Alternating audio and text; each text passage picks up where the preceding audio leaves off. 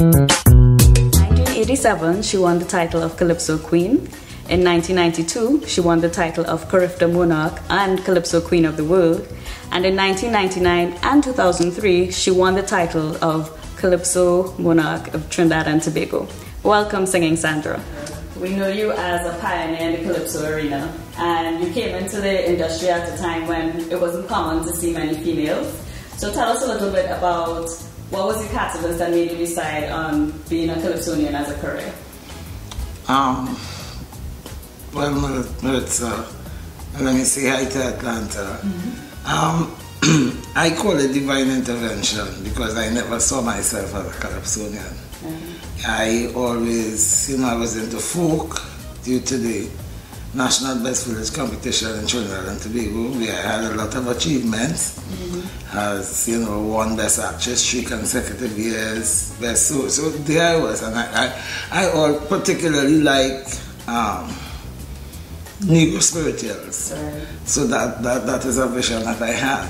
And Calypso just come, approached by a fellow Calypsonian to sing 2 songs, and I decided that I had nothing to lose.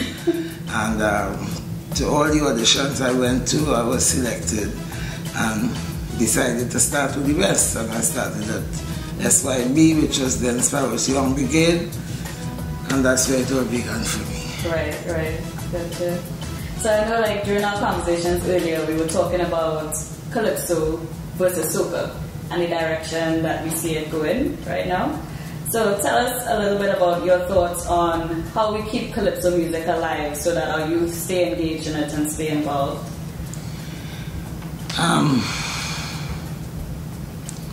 We have to teach them the right thing and give them the right visions as to what it is.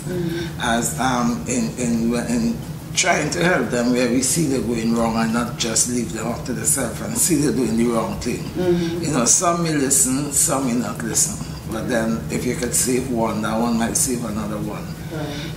And I think they need to get rid of those that have the violence in the music and those that have the degradation of women in the music. And women even in the industry that degrading themselves on stage, bringing themselves to a level. Right. It have who it work for, it have who that is their thing, and they perfect it. But that is not, so I don't tell them nothing because I just don't want them to tell me I old. Or, I just try to show them, I didn't have to do that to get where I am. Right. So keep it real and keep it clean. Gotcha. Now listen this part well, Here it is. Looking for what you might bounce up a fellow who might be looking quite handsome and macho. You tell yourself you want to walk with him, so you decide you go try a ratchet fee. When you're done is then you get to know he might leave him and gone long time ago. With all the cash she held, he's a failure.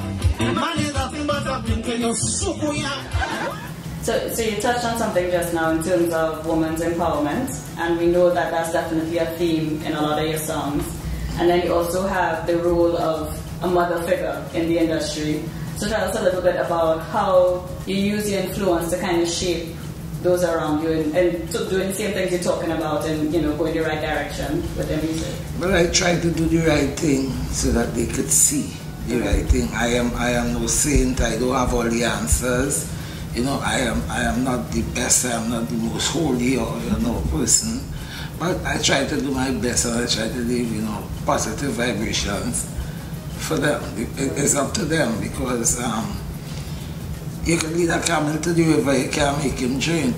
You understand? But then when you deal with them on a certain level, you give them something to think about. Right.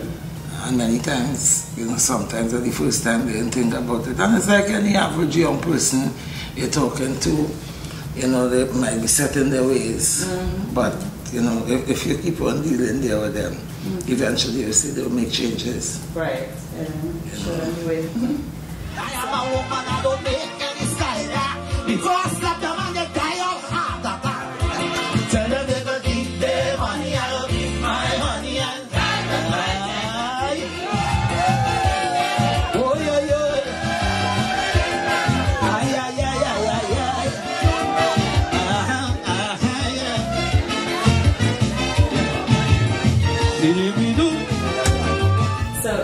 beginning of the interview, we talked about your journey, how you started. We know that, you know, Dr. Chicago gave you 2 songs, we started you singing music. Tell us about how you've become a cultural ambassador and taken Calypso music throughout the world, and what has the response been? Well, I have to say much thanks to Dr. Sandra Francisco, the Mighty Sparrow, because he is the one that exposed me to the world in terms of taking me on extensive tours. And while, you know, going out there, I didn't just go out there because Sparrow took me out there, I marketed myself. Right. And there are certain countries where I left deep footprints. And you know, whenever they have anything, they will call the one Sandra. We can, you know, relations over the years with people, and this is what you have to do. You know, sell it, being an ambassador is like selling the real thing. You understand? You can't be selling part of the product and you're pulling back part, because it's about we, it's about me. Calypso is not my thing. Calypso is we thing. You know, so respect it, treat it the right way, and carry it with pride. So you said something very important in terms of branding and marketing yourself as a Calypsonian. How do you see that playing an important role in Calypso, let's say 5 years from now, making sure that it remains a strong brand? We have to, I don't want to sound like I'm repeating myself, but as I said, we have to look at it as a we thing. Gotcha, okay. And not a meeting. And until we could do that and, you know, come together as a people and move forward. I mean, there are lots that try, because our organization in Trinidad Unified, Calypsonians organization, TUCO, they have tried their best.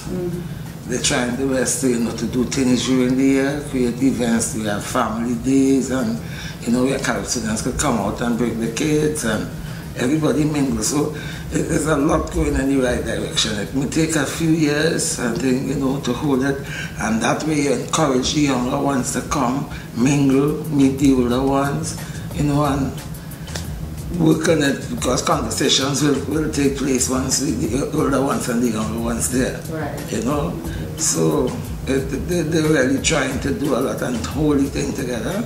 And, you know, we are blessed people, and I had the faith that God will pull it through. Indeed.